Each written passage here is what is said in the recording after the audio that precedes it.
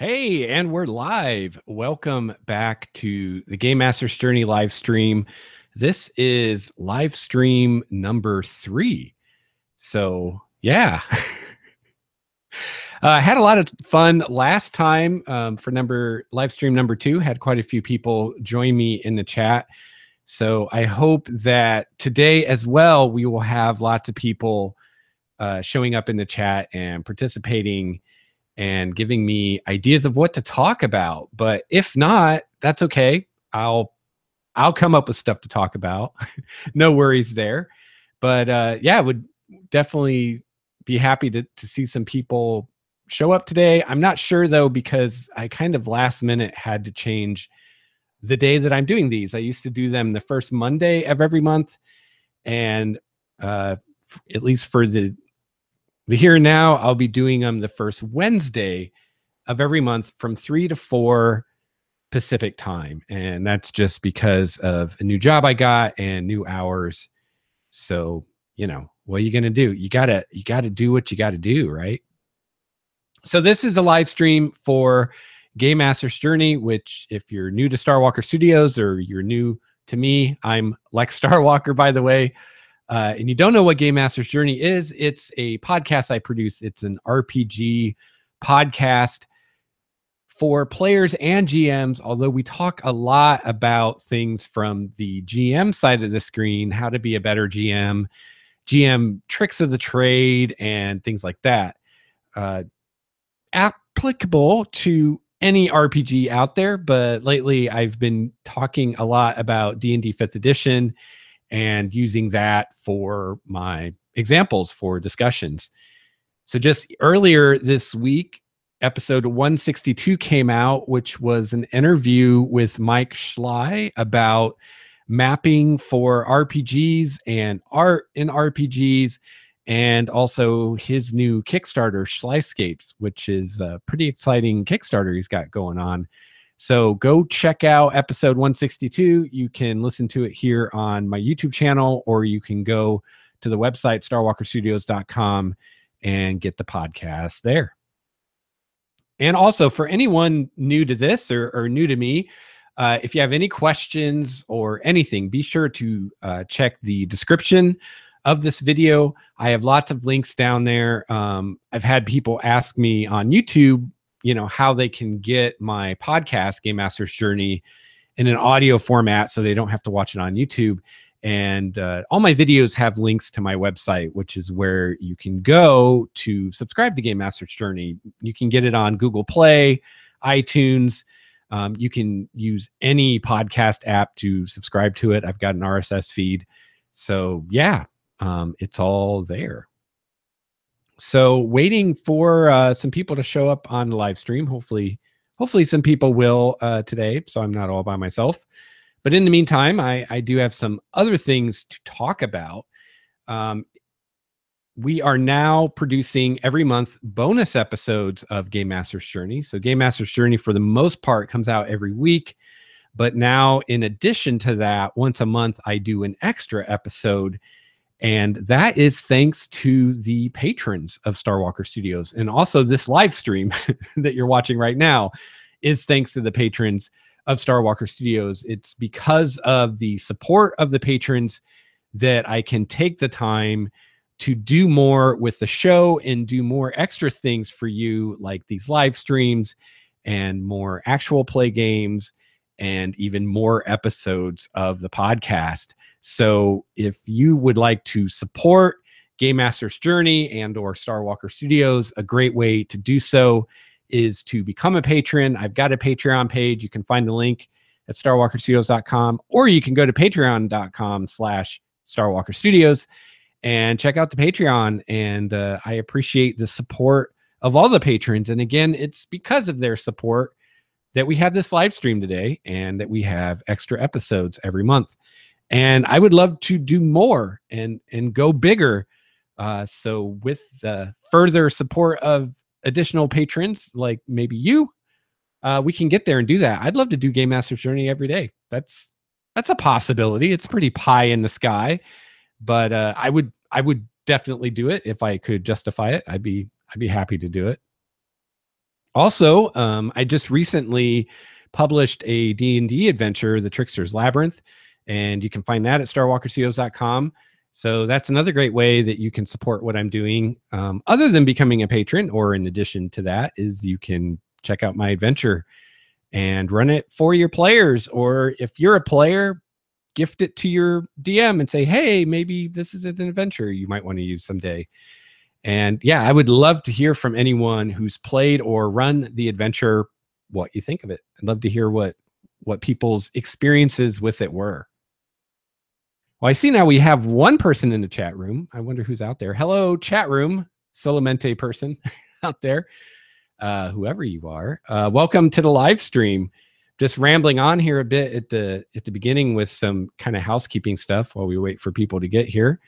Also, I say every Monday, and we haven't played the last 2 weeks, but usually on Mondays, I live stream my D&D game. Right now, I'm running the Hidden Shrine of Tamawakan, which is one of the adventures in the Tales from the Yawning Portal D&D book that recently came out. And we play that on Mondays at 6 p.m. Pacific time. But due to holidays and changes in my work schedule, we actually haven't played for a couple weeks now.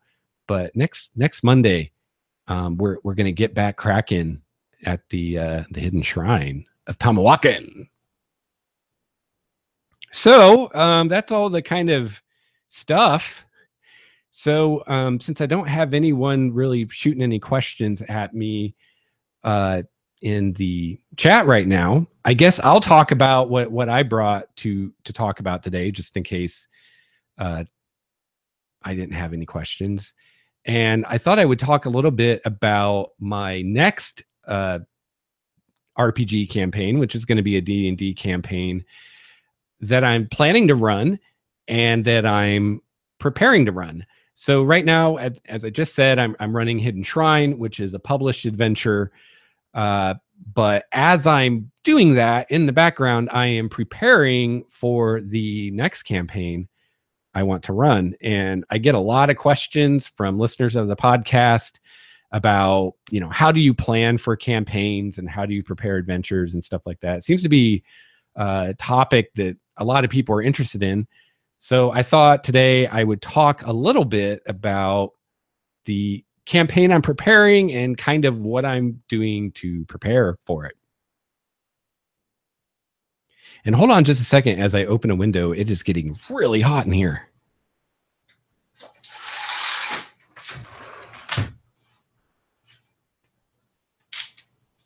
Hopefully all the dogs in the neighborhood won't start barking,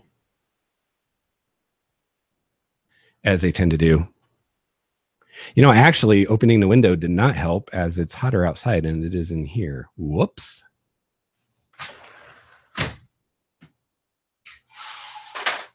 Haha, this is live and unedited, folks. Can you tell? Stand by as I grab a fan. Grabbing a fan. Don't worry, it's just here. This shouldn't take but a moment. Hopefully it won't make too much noise, but it is getting hot in here. All right, hopefully that fan isn't too loud. If it's too loud, shout in the chat room and I'll just sweat. But I can't hear it in headphones, so hopefully that means you can't hear it, or at least not very well. So yeah, I'm running a published adventure right now, but I'm really wanting to do my own thing. Published adventures are fine, and there's a time and a place for them. And I found that I tend to get really excited about them in the beginning, like when an adventure first comes out and I first read it, and if I like it, like for instance, Curse of Strahd or the Hidden Shrine of Tamawakan, I get really excited about it. I'm like, oh, this is really cool. This will be really fun to run. But it seems like as I run a published adventure, at some point, usually before I finish it, I start to get a little, I don't know if I want to say I get tired of it, but it starts to be a little bit of a drag. And I think the real reason is that it's published, it's pre-written, it's, you know, the further I go, the more constrained I start to feel, because published adventures, just by their nature, it's the nature of the beast, you know, necessary evil. They don't know who your players are. They don't know what their characters are. They don't know what choices they make through the campaign.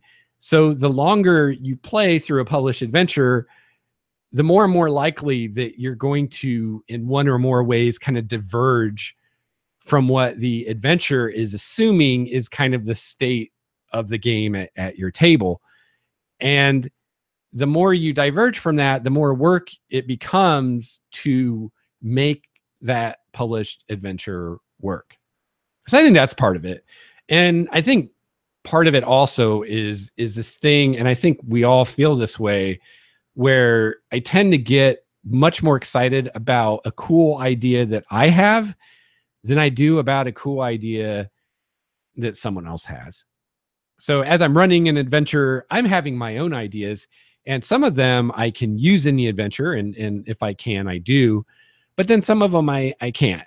And as I have more and more of these ideas I'm really excited about, maybe more so than this published adventure I'm running, I more and more start thinking, man, I kind of wish I was running my own thing instead of doing this published adventure. So one idea I've had is to help cope with that, is to spend time working on something of my own.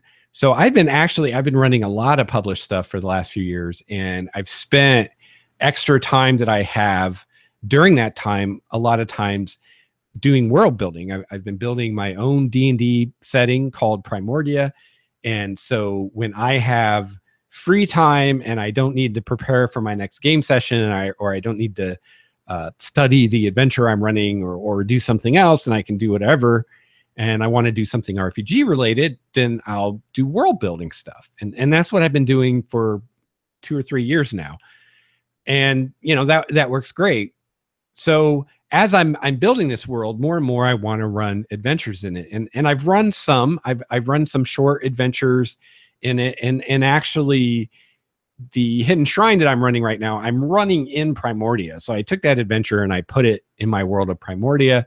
And so the players made, you know, Primordia characters, and they're playing that adventure. So I decided that I would start planning a homebrewed campaign. And I've actually had a few different ideas for homebrew campaigns that I've done work on in the last few years in Primordia. And actually I had 2 separate ideas that I'm thinking of that I actually fleshed out quite a bit. I was considering publishing those, and I still may someday. I'd like to run them at the very least.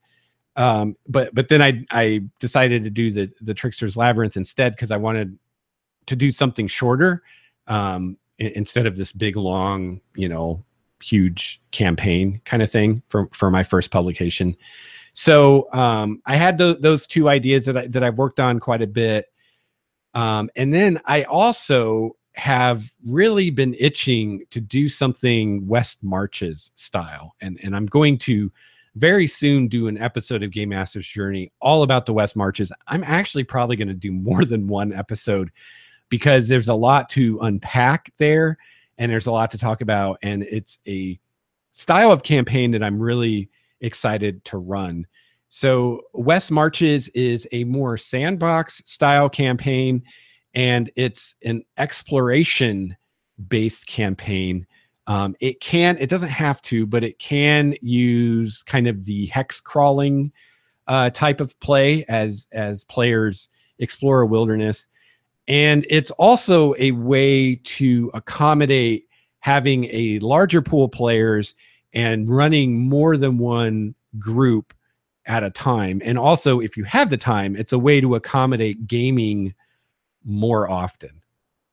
So this is something I'm really excited about and wanting to explore.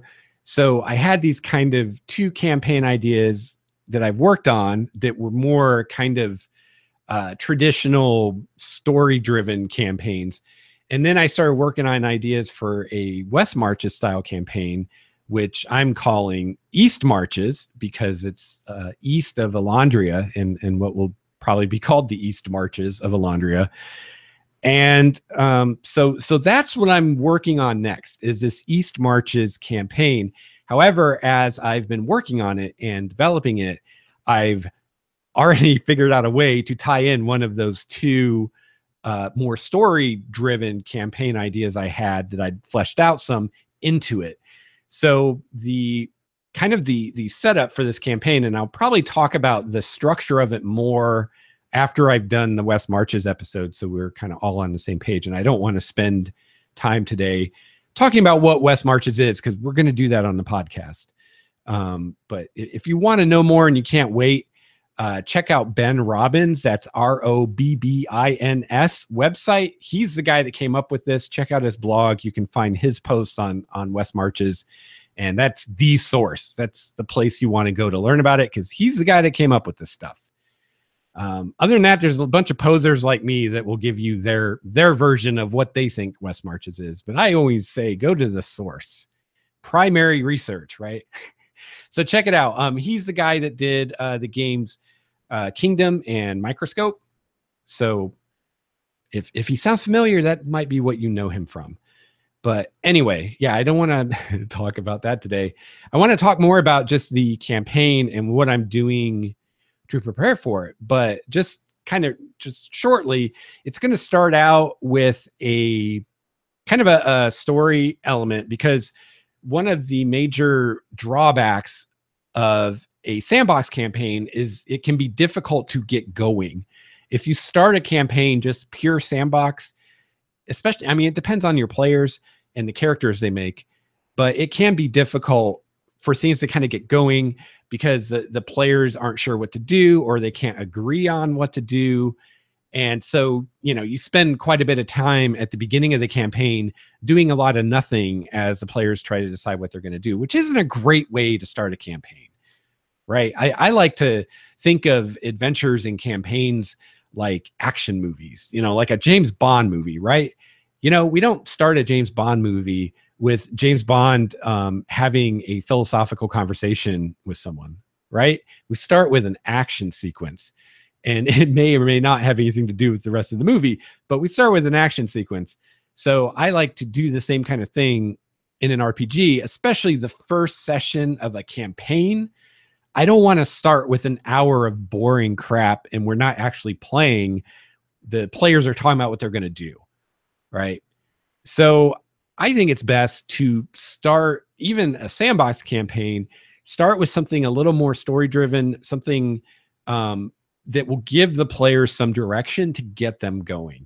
So this campaign is going to bring the player characters together in a very specific way. And one thing that I'm doing a little differently with this campaign, something I've learned from quite a few of the campaigns I've run recently, is I've learned that I do not give, or I tend to not give enough direction to my players as far as what I'm expecting as far as their characters, what kind of characters I want them to play, what I'm planning as far as the campaign, and kind of what kind of characters and backstories would be appropriate and would work really well in that campaign versus what not so much or what wouldn't work at all.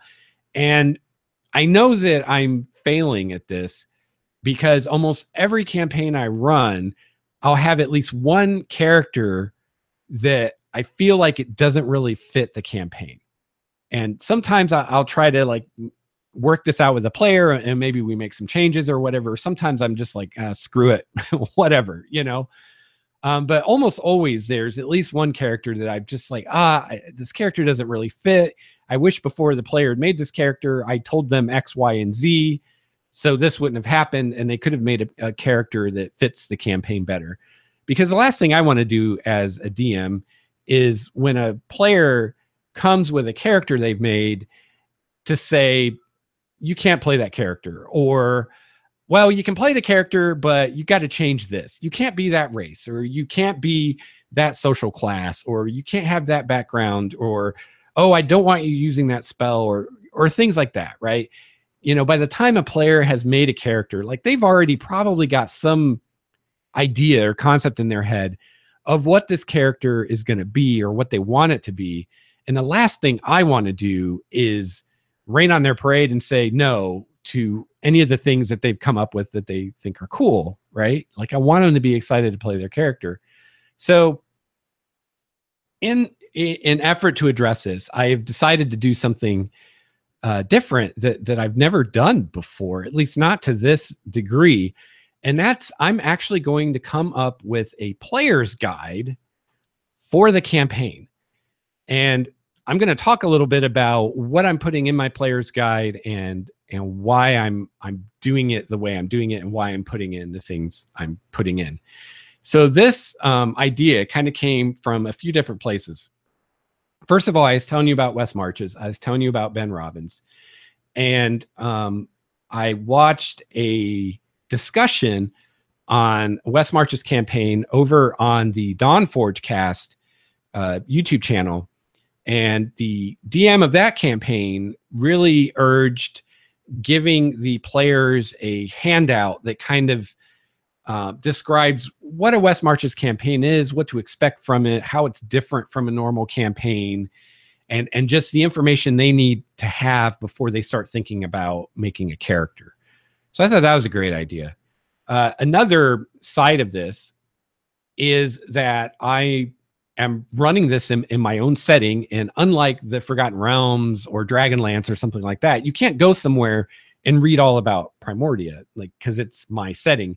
So the players aren't going to know a whole lot about the setting. So I thought it would be good to give them the information that they would have and the information that they might need about the setting as far as what it's like. And then the other part of this was the adventure paths that Paizo puts out for Pathfinder. They have these great supplements for them. And if I remember right, I think they're free PDFs. But they have like a player's guide for each of the adventure paths. And the player's guide gives the players kind of the background information they need about what this campaign is and what your characters would know, what you would know. And another thing that they do that I think is really cool is they'll go through all of the classes in the game and they'll talk about, would this be a good class to play in this campaign?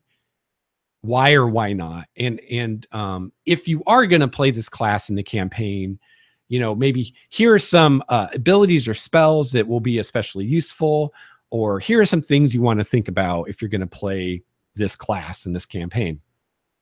So I thought those were all really cool ideas. And I kind of wanted to do all of those.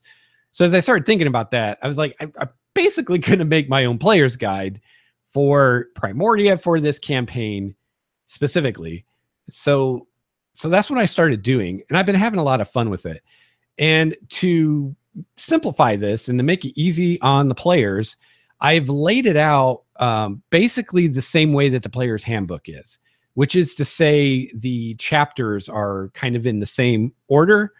So just like in the player's handbook, you start with character creation and then races, classes, backgrounds, equipment, etc. That's how I laid this out. So, you know, presumably a player who's familiar with the player's handbook is going to be able to find what they need to find in here fairly easily.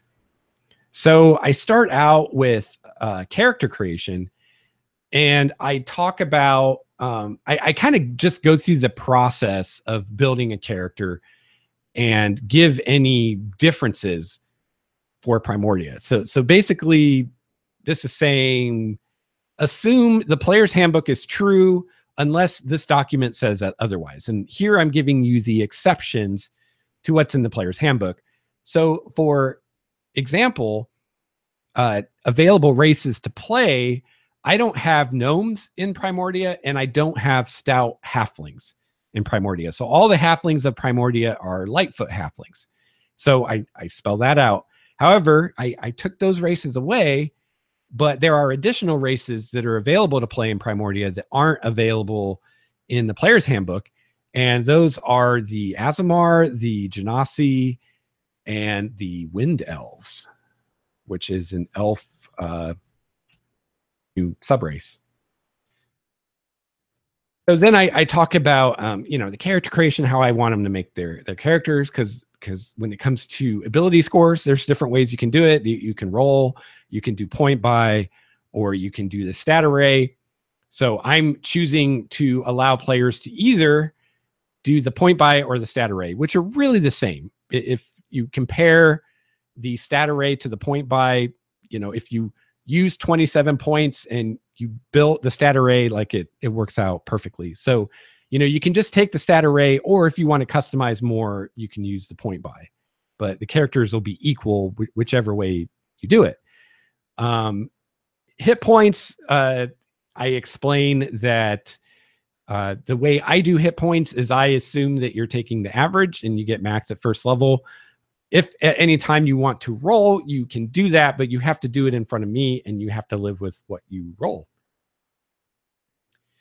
And go into alignment. And I just say, for this particular campaign, for reasons that will be made evident as we play the campaign, only good aligned characters are allowed, which is a stipulation. If I've ever done that, it's been a long time. I usually say no evil characters, but I allow neutral. But this campaign, I'm saying you got to be good. You got to be some flavor of good for this campaign. I'm allowing feats. So yeah, that section just kind of goes through character creation and briefly talks about anything I'm doing differently than what's presented in the player's handbook, so the player knows when they make their character kind of mechanically how it works, which for the most part, it's by the book. I do spell out for equipment that you get your equipment from your class and your background. I don't do the thing where you roll for starting gold. And then this is something kind of interesting that we'll see how this works. I have a discussion about forming a party. Okay, so without letting too many cats out of the bag, or however you say it, without giving too many spoilers about the campaign, because anybody who's going to play in it, I don't want to spoil it for them because I haven't started running it yet. But the basic setup here is this is going to be a group of first level characters who are contacted by someone from the Guild of Adventurers and brought together to form an adventuring team to do a very specific thing. And I think I got derailed, but I was talking earlier about how I'm starting out the campaign with kind of a little bit of a story arc to get it going. And then I don't think I ever finished that thought. So it starts with a story arc to get going. And then it opens up into East March's, sandbox play. And then as we get towards higher levels, there's going to be more story elements coming in again. But the sandbox element is always going to be there because there's always going to be things that they can go off and explore. It'll be a lot like, I think, a lot of RPG video games or MMOs where you have your main story quests and you can follow that and advance that, or you have all these other side quests around that you can do various things. So that's how this will be like. There'll be a main story quest. There'll probably be some side quests, like various NPCs might ask you to do a favor or whatever.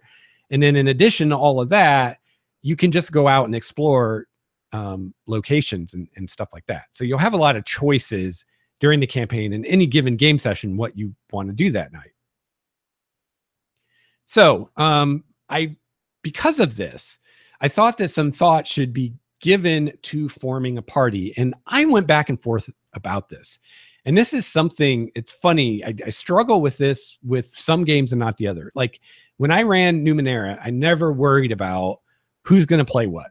I was never like, guys, you should really try to have a glaive, a nano, and a jack. Like, I was like, who cares? Just play whatever you want to play. And I want to be like that in D&D. Like I want to, when people come to play one of my games and they're like, what can I play? I want to be like, here's your options of what to play.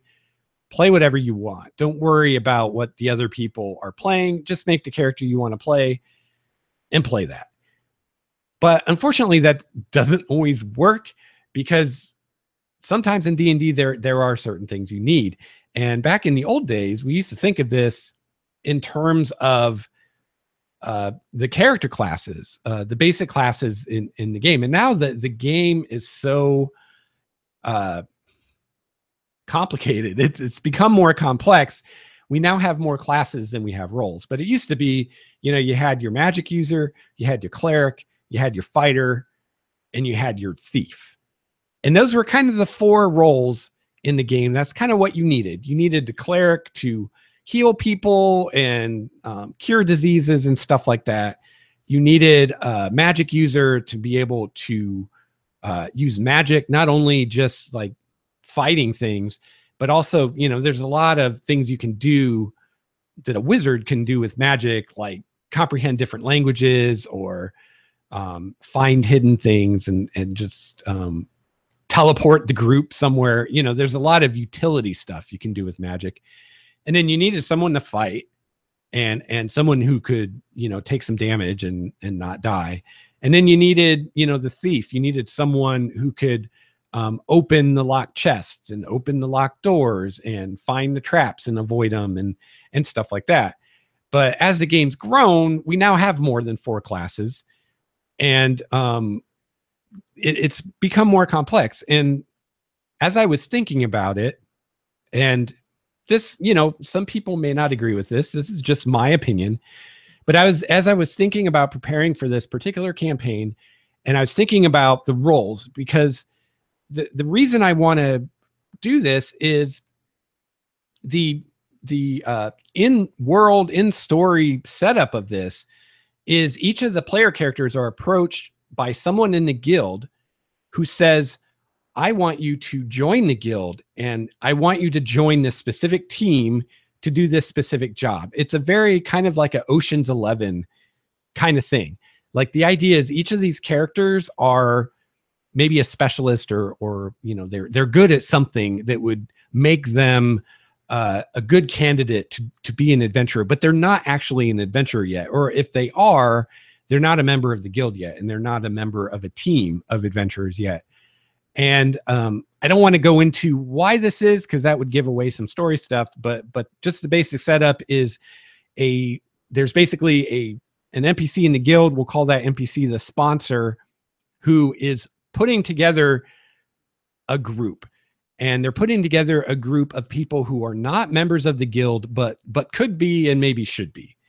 And so the idea is each of the player characters are approached by this NPC and said, hey, I'm putting together a group to do a job. Do you want to do it? And presumably they all say yes, because that's kind of the launching point of the campaign. And because of that, I think it makes sense, just like Ocean's 11 or like the show Leverage, right? That this group, each person in the group is going to have a role that they fill. And the NPC doing the recruiting is going to choose characters to fill those roles, right? So if we're talking about, a heist or something, you need your hacker, and you need your grifter, and you need your tough, and all those different roles, right? And you find someone who's a really good grifter, we get that person. Who's a really good hacker, we get that person, right? So it's the same kind of thing with this. So it wouldn't make sense, for instance, to have a party where everybody's a rogue or everybody's a cleric. I mean, maybe it would, depending how they built their characters. But what would make more sense is that certain roles are covered. But as I was thinking about this, and as I was thinking of it from kind of a story perspective, like how would a character in the world look at this? I find myself wondering, would those roles really be, tank, healing, damage dealing, stuff like that, like we think of in gaming, like we think of the roles in D&D. I can't remember they came up with, I think it was in 4th edition, they came up with their own terms for the MMO terms, because they didn't want to call it tank, heals, and DPS. So they came up with their own dumb terms, but whatever. That's not necessarily how people in the world would think about it. So I started thinking about, I'm like, what really defines those roles? What really, when you take a group of player characters and you put them together, what determines whether or not they really have what they need to succeed? Is it the classes that they choose? In earlier editions, probably, but in 5th edition, not really. I mean, that's not specifically it. The obvious thing, when you think of the roles of the game, the obvious one that always comes up, at least for me, is healing, because that's the one that you often see no one in the group fill that role. And something I've come to realize recently is in D&D, you don't so much need a quote healer to heal hit points. You can take a short rest and heal hit points. You can take a long rest and heal hit points. You can get healing potions. Like, there are lots of ways to get hit points. You don't need a character in the party who that's their job, is to give people hit points. Like, you really don't need it. There's ways you can get around not having that. You don't really even need a quote healer to raise characters from the dead, because, well, you don't really need to have that. You could just, if you die, you're dead and you make a new character. I mean, you know, it's how a lot of people play D&D. You don't have to have someone who can raise characters from the dead, right? So I started thinking about it, and I'm like, really what you need the healer for in 5th edition, I think, is you need someone who can cast lesser restoration and greater restoration, or do something equivalent. More specifically, you need someone who can remove conditions from player characters. Like, if you get the condition diseased or poisoned or whatever, you get some horrible condition on your character that's maybe going to kill you, or worse, you need some way to get rid of that. And a cleric is a great option for that. A bard that chooses the right spells that they know is a great option for that. So thinking about that, I was like, well, I'm not really worried about that, because if they actually make a group of characters and no one can cast the restoration spells, you know, that could be taken care of with a magic item, right? They could have some kind of magic item that can do that. For instance, my group right now in Hidden Shrine, they didn't really, at least at the beginning, they have a cleric now, but at the beginning they didn't have a quote healer. And I knew that there were going to be some fairly powerful poisons and diseases, I think, that they would have to deal with. And so I was a little concerned, especially for the first couple sessions. There were some poisons that if they fell to the poison and they didn't have some way to get rid of poison, like, that'd kind of be the end of that character. And I wanted them to at least have an option. And then I realized that Kyodom's ointment removes poison. So there you go. So I just made sure one of them had Kyodom's ointment, and it was like, not a problem. They didn't need to have a cleric to cast lesser restoration or whatever. So that's not really it. Like, even the healer thing, you can get around it.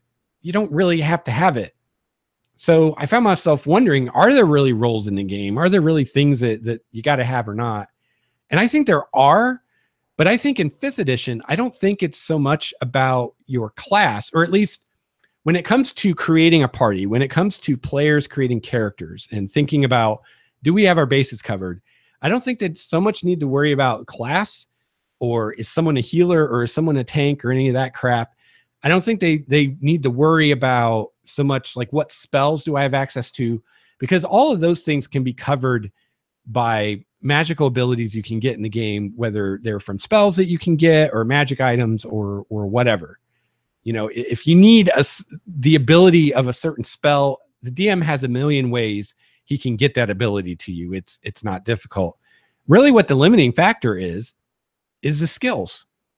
That's what it comes down to, is, does someone have the Arcana skill? Does someone have the diplomacy skill and a decent bonus with it, right? Like, that's what really, in my mind, determines the roles and whether or not you have your bases covered. And it's kind of funny how I came to this conclusion, because I have in my player's guide I'm working on, I have a discussion of forming a party and the different roles that should be in the party. And I started out thinking that I was going to recommend different classes to the different roles. But as I fleshed out the roles, I realized these are really skills. They've got nothing to do with classes. And this is very specific to Primordia and specific to this campaign. But here are the roles that I came up with that I think are going to be important in the party. So one role is healing. And that role could be tied to the medicine skill. Now, this is something, even though I just talked about how the DM doesn't really need to worry about it, because if they don't have for instance, the lesser restoration spell, and you need them to have it, you can get it to them through a magic item or something like that. Even so, I put this as a role in here because I think the sponsor from the guild would want someone that has healing ability. Like, I don't think they would put together a team and not have someone in there that has some healing ability. So I do think it's a role that the players should think about, at least for this campaign. So I talked about how, you know, a big part of this is being able to remove conditions brought about by poisons, diseases, curses, things like that. And, you know, there are different ways to do it. For instance, in addition to the restoration spells, the paladin can remove disease using lay on hands. So there's some different ways that you can do that. And I also discussed, you know, when the time comes, if you want within the party to have the ability to bring characters back from the dead, then you want to have a character that could actually do that. So the next role is survival. And this is going to be a really important one in Primordia in general and in this campaign specifically. And survival is tied directly to the survival skill and to a lesser degree, the nature skill. So the characters are going to be traveling through wilderness. They're going to be living off the land a lot. They're going to have to be able to provide for themselves. They're going to have to be able to navigate through wilderness and not get lost. So the survival skill is really important. And I think definitely the players want at least one character in the group who has the survival skill. And having a character like a ranger specifically would be even better. But you know, having a ranger or a druid, or I believe the outcast background gets survival skill, or just anybody that has the survival skill will be very useful. Another role is stealth. Now, this role is a little different. A lot of the roles, I'm kind of like, you really need one person in the group that's really good at this. If you have more than one, that's awesome. But at most you need one. Stealth, on the other hand, is a role that in Primordia, just in general, and especially in this campaign, is something I think every character really should fulfill that role.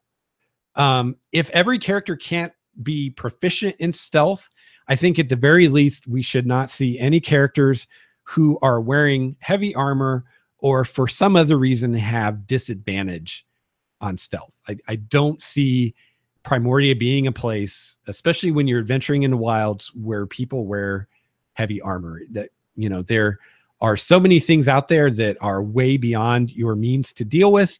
So being able to be sneaky and avoid notice is very important. And having awesome plate armor is not going to be worth losing the ability to be able to be sneaky. Another role is Arcana. And one of the main purposes of my Guild of Adventurers is to discover new magics or old magics that have been forgotten about, and also to find and seal rifts to other planes. And these things require proficiency in the Arcana skill. So we got to have someone in the party that can do that. And I talk about in here that the ideal character for this is a wizard. Wizards are just built for this kind of thing. A possible other possibilities would be a bard or a sorcerer, or a character with the sage background, which actually I don't have that in here. Let me add that. Or a character with the sage background.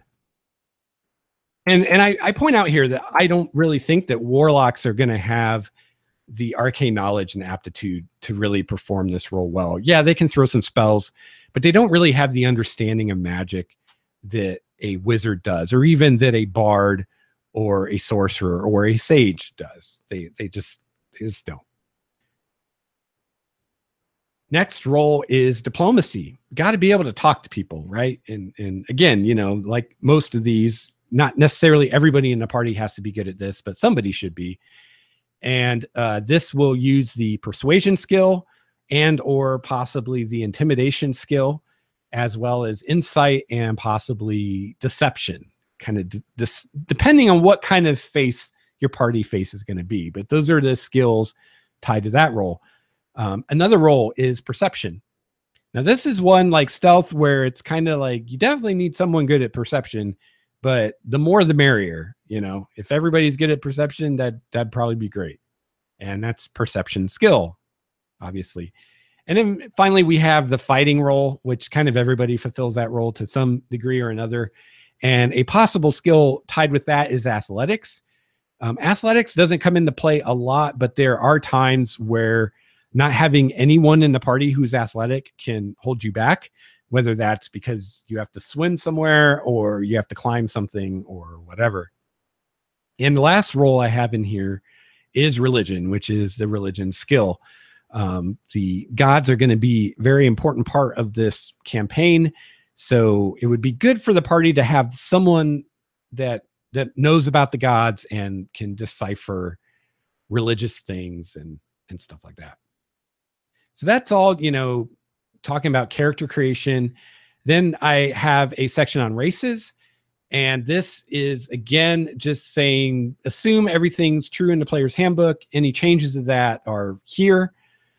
So I have a little bit about each race and kind of how they fit into Primordia and how they may differ than races in other worlds. For instance, the elves of Primordia tend to be a little taller than the elves in other worlds. So I give a new height and weight table for the various elves of Primordia, which are the high elves, wood elves, night elves, and wind elves. And just discussion about the various races and how they're different from what's in the player's handbook, if they are, and just kind of what they're like in Primordia. For instance, my night elves, which are the dark elves from the player's handbook, or I should say, are not all subterranean dwellers in Primordia. So unlike, say, the Forgotten Realms, all the night elves of Primordia have not been driven underground. They still have above ground cities. However, even the night elves that are above ground tend to be more active at night. They tend to be nocturnal, which is why they're called night elves. So there's kind of mechanically, there's kind of two different kinds of night elves in Primordia. You can be the standard night elf as is presented in the player's handbook, which is a night elf where you grew up in the Underdark, or you can be a night elf from the surface. And the mechanical changes there are you give up the superior dark vision that dark elves get, but you also don't have the sunlight sensitivity that dark elves have. So, you know, there's good and bad. Wind elves are winged elves. And yeah, so I just go through all the different races and I try to talk about kind of the culture of the race and what they're like. And specifically, I talk about what is their place in Elandria, because this campaign starts in Elandria. So I talk about, okay, if you're going to play a dwarf, you have been living in Elandria for the last few years since the retreat and the breaking of the world began. And you've basically been in Elandria since that time for whatever reason. You probably, wherever your homeland is, you probably don't know the state of it, if it's still around or not, although maybe you do. And that's something I'd work out with the player. Things like that, you know. So depending on the type of character they play, you know, everybody's starting out in Elandria. So if they're playing specifically a dwarf or an elf, which are kind of the non-human races of Primordia, then, you know, I need to talk about, well, how are you here? How are you living in a human city? The halflings are also obviously not a human race, but halflings, at least in Primordia, they don't so much build their own cities or settlements. They live with the other races. And so it's, you know, it's, there are plenty of halflings living in Elandria and were before the time of the rifts and the retreat and the beginning of the breaking of the world and all that good stuff. The halflings have been living in Elandria all along.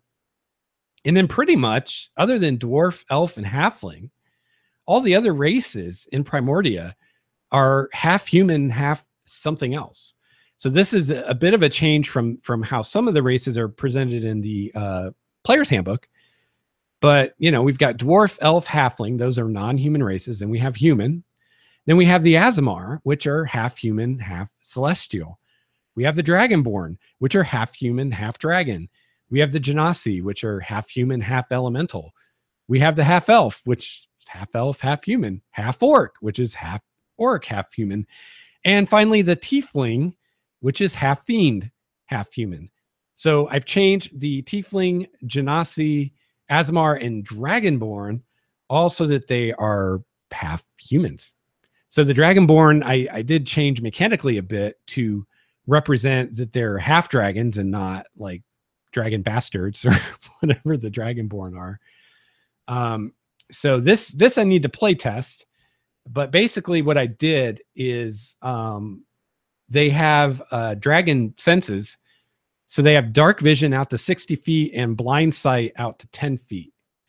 And then the drawback that they have, and this is in addition to what's in, they have all the stuff that Dragonborn have in the book. This is in addition. The drawback is they have a quality I've called abnormal shape, which is they're not really humanoid in shape, and their shape and their proportions are different enough from the other humanoid races that you are not, if you're playing a Dragonborn, you are not ever going to find armor that fits you, because no one makes armor for Dragonborn, right? Like armor is made for elves or dwarves or halflings or something like that. And you know, if you're a human and you find armor made for an elf, you can take it to an armor smith and they can make it fit you, maybe, you know, but not if you're a Dragonborn. It's like you have to have armor crafted specifically for you. So that's something I really want to play test. And a lot of it's going to be kind of a social thing. You know, people are going to be afraid of Dragonborn even more than they would be than of a half orc or something like that, or even a tiefling, because they're big and they're very obviously not human. Where, you know, if you see a half orc from across the street or a tiefling from across the street, you may or may not realize that they're not totally human. But a Dragonborn, you totally would. So part of the drawback is just going to be a role-playing social thing. And then part of it's going to be you're just never going to find magic armor. You're going to have to either make it yourself or have someone make it for you. So I don't know if that will be enough of a balance for giving them dark vision and blind sight 10 feet. Playtesting is needed. We will see. All right. And then, yeah, you know, the Genasi and Tieflings as well are half human now, and the Aasimar.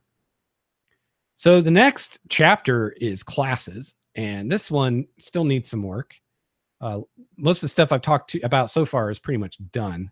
But the classes I need to talk about, and I want to do like what Paizo does, where each class I want to talk about, you know, whether or not this class is a good fit for this campaign. Like right now, I can say that the Druid and, well, let me change what I was going to say. The Ranger is a particularly well-suited character for this campaign, as is the, I'd say the Wizard is a super good class for this campaign. Probably those are the two best. Bard is pretty good. Druid would be pretty good. Cleric would be really good, actually. Yeah, so I got to kind of go through these and talk about, you know, oh, monk really won't work very well in this campaign, and you can play a monk, but if you do, you know, it may not be very satisfying, kind of thing. Or, oh, you know, Rangers are going to be awesome in this campaign, and if you ever wanted to play the Ranger where he saves a day every day because he can survive in the wilderness, and this is the campaign for you. You know, because there's going to be a lot of wilderness exploration. You know, I know a lot of us, we play Rangers and then we never get to be in the woods. We're always in dungeons and stuff, and we don't get to use our cool stuff. So that kind of discussion for all of the classes. And then I also note here that the Cleric and the Druid and the Paladin, players of those classes will get to begin play at first level as a member of a mystery cult for one of the gods, which is pretty cool. So yeah, chapter 3 classes needs work. Chapter 4 backgrounds. I went through all the backgrounds in the player's handbook and in the Sword Coast Adventurer's Guide, and thought about, will this work in this campaign? And I'm very happy that there's only a few of them from the SCAG that I decided just aren't going to work. All right. I take it back. There's some in the player's handbook as well. So I basically said the charlatan and the criminal backgrounds are not going to work in this campaign because this is going to be a heroic campaign. I believe the way I put it in here is I want characters for this campaign that are the kind of people that would run into a burning building to save someone's kid. Right. Those are the kind of characters I want for this campaign. Again, about being more specific to the players about what exactly I want so the characters really fit. And you know, that's not usually I know some GMs are always like, all their campaigns are like that. I'm not usually like that, but this campaign, I'm like, I want heroic characters for reasons that will become obvious as time goes on.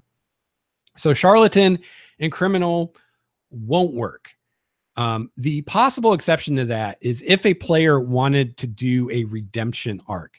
So they wanted to start with a character that's maybe more selfish or whatever, but over the course of the campaign, they find their heart and they find goodness and they're redeemed and they become a hero. That could be cool. And I would consider that, but it would have to be, that arc would have to happen pretty early in the campaign. Like only a few sessions is your character going to be this criminal or the charlatan. And then, you know, fairly soon they're going to see the error of their ways and not be like that anymore. Because again, there's going to come a point fairly early in the campaign where it's like, you guys all need to be heroic at this point, if not before. So, you know, charlatan or criminal could work with the redemption arc kind of thing, possibly with the right character. And then one from the SCAG that just won't work is the Uthgardt tribe member. Most of the SCAG ones I was able to make work. Some of them I changed a little bit to fit Primordia. Some of them I just renamed to fit Primordia. For instance, the Water Davian noble is now an Elandrian noble, but I think other than that, I pretty much left it the same. But the Uthgardt tribe member just doesn't work. Not that there might not be barbarians, but I just don't see them being relevant to the story. And part of the point of this player's guide is to help players make a character that's relevant to the story, because it's a drag to make a character and your background or whatever just never comes into play because it's not relevant. So better to say, here's how you can make a character who's relevant. So I've also been working on some new backgrounds. One is the alchemist, which I'm working on. Another is a cartographer. Another is adventurer, which this could be a background I see more than one player character taking. It's kind of a perfect background for an adventurer in the guild. The adventurer background. Let's see, adventurer, alchemist, cartographer, and rift hunter is the other background I've been working on. And I'd like to come up with some more original backgrounds. So if you have any ideas of good backgrounds for Primordia that would fit the world really well, that aren't covered by the backgrounds in the PHB or the SCAG, let me know. So yeah, I've got alchemist, cartographer, rift hunter, and adventurer. Next, I'm going to have a short chapter on equipment, and that is basically just going to have the quartermaster of the guild has some magic items that will be available for purchase, like potions of healing, Kyodom's ointment,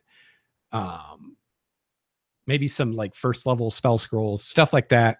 So I have a list of magic items that are available from the guild quartermaster in Elandria. Won't be terribly relevant at the very beginning, but once the PCs adventure for a while and gain some treasure, you know, that's something that they could do. And then any equipment that I have that's different or in addition to what's in the player's handbook. For instance, I have something different I'm doing with my dwarven armor is in Primordia, dwarven made armor is heavier because dwarves have a trait where the weight of their armor doesn't affect their speed. So dwarves don't care how heavy their armor is.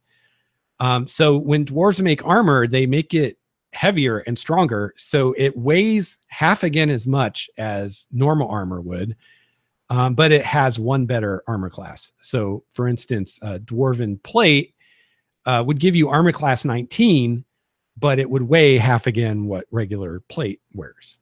And also, really, only dwarves can wear it. They're the only ones that are proficient in dwarven armor. Theoretically, a dwarf.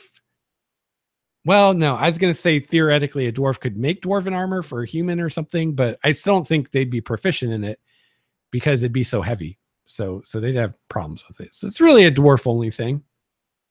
And in a similar vein, I have the elven longsword, which is a longsword made by elves in their traditional way.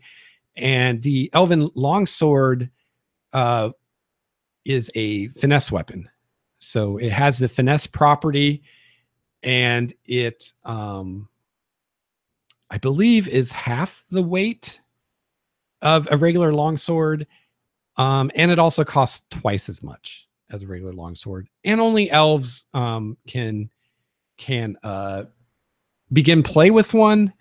And I'm thinking of doing something similar with the dwarven armor, where, I mean, any non-elf could use an elven longsword, but it's only considered a finesse weapon for elves. Like, they're the only ones that are proficient with it to the degree that they can use it as a finesse weapon. So yeah, that's kind of it as far as like special equipment right now, at least I've come up with so far. And then chapter 6 is going to be all about the gods of Primordia. And I'm going to have a little bit about each god here. And the goal here is to really focus on giving information that will help a player who wants to play a character that follows that god, to tell them what they need to know about the god to play a character that follows them or is a cleric of that god, and to hopefully make the god seem interesting and help players find one that they're excited about, that they want to have as a patron deity. So I'm thinking I'm going to focus on things like traditions that followers of that god observe, rituals that they perform, their holy days, offerings they might make, taboos they might observe, things like that. Like really RP stuff. Like if I'm playing someone who's all about this god, like what are the things I would do? What would those look like? Kind of stuff. And then chapter 7, I'm going to have some new spells. Right now, I haven't actually written any of them out yet, but I've only got a few that I'm thinking of right now. And they're basically spells that are tied to the rifts, spells to locate rifts and stabilize rifts and seal rifts and stuff like that. But I might come up with some other stuff too. And in chapter 8, magic items, because why not? While I'm at it, I might as well throw some magic items in here. And there are a few magic items I've already made for Primordia, and I'll put those in there. And patrons of a certain level, I don't remember which tier, get access to my Primordia design diaries. So you can see those items in there already. But yeah, I might come up with some other ones. Maybe some items that the quartermaster has that players could buy that are new, unique items. So that's all the player's guide. And, you know, I'm doing this because, for one thing, I plan to do more than one campaign. You know, I see this player's guide being useful for like all of my campaigns going forward. So I'm willing to put more work into it than I normally would for a player handout, because I'm going to use it time and time again. But I think it will be really useful for players to help them make characters. You know, it can be hard to make a character for a DM's homebrew world if you've never played in it before, because you don't really know what to expect. You know, if you want to know about the Forgotten Realms, there's tons of information out there. You can find out all about it. But Primordia, not so much. So I want to make it a resource for players. And the idea is that, you know, I don't expect the player to sit down and read this thing cover to cover. You know, I expect them to read the parts that are relevant to their character and to read the parts that are interesting to them. So, you know, once you're thinking about a class, go check out what I say about that class in the book. When you're thinking about a race, go check out what I say about that race in the book, right? Or if you want to know what the other races are like, you can read about those, right? But you don't necessarily have to read everything. You could just kind of make your character with the player's handbook and kind of cross index with my player's guide and make sure, oh, is this background any different in Primordia? Is this class any different? That kind of thing. You don't necessarily have to read the whole thing. Or like the gods, maybe, I'm hoping to write the gods up kind of like a newspaper article where like you can get the gist in like the first few sentences and then you can keep reading if you want more information. So you could go through that really quickly and get kind of the thumbnail sketch or, the elevator pitch of each of the gods and kind of know who they are. And then you could pick the one that you're most interested in to read more. But I'm really hoping to keep it short. Like if you look at the SCAG, the information they have on the gods, like that's way more than I want. I mean, it's good stuff to have, but most players aren't going to read all that. So I'd rather keep it short and concise and really have stuff there to help them role play a follower of that god. So yeah, I'm really excited to run this campaign, and I'd say I'm over half done with the player's guide. It's at like 27, 28 pages right now, I think. So of course that's in Word. So it's probably like if I laid it out in InDesign, it'd probably be quite a few less pages than that. But got to finish that up and make some more random encounter tables for different areas where the PCs will be adventuring, and come up with some more adventure locations that they can check out, and come up with a map. And that's basically it. At that point, I'll be ready, I think. And then we throw this all at the players, and we see what happens, see what they think of it and what they make of it.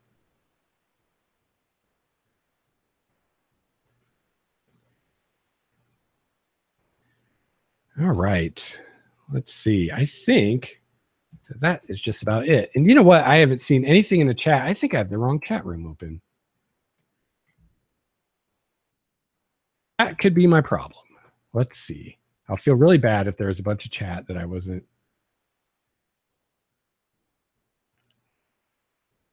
Oh, just one from Justin.